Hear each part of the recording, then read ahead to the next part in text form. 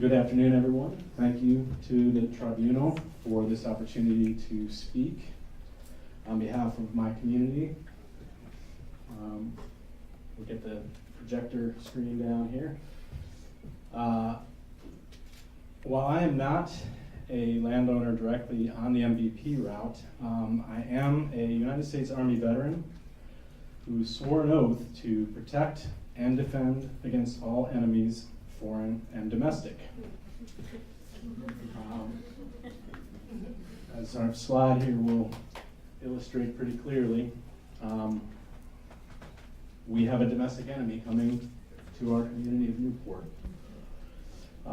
I'm called on a lot to invoke my veteran's status, not because it puts me in a particularly special class of people, but because with that oath to defend and protect, that's a lifelong mission.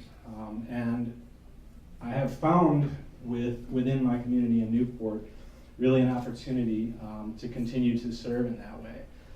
And I'm following the leadership of the people in that community in a lot of ways. So while we are starting out this next section here of the panel to speak directly to these environmental issues, the reminder that I want to leave this panel with is that within this environment, this fragile region that we live in, there are human beings, much like the community of Newport where I'm from, that have risen together to defend not just our water and access to health and the rural quality of life that we have, but to also defend everyone downstream from us.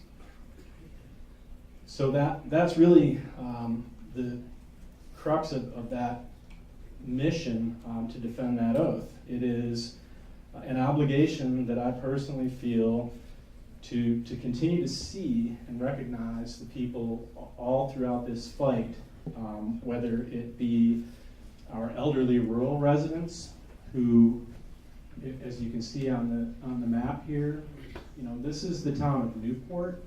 This graphic, this line here is the center line of Mountain Valley Pipeline. The red area is the blast area, and the yellow band there is the evacuation route. This is what the industry refers to as mitigation. So basically, if we can get out of there in time, we can survive. They can mitigate the effects of this by hoping that people escape in time. So it's a massive threat. It is a threat directly to the environment, but primarily it is a threat to our people and our citizens who live there.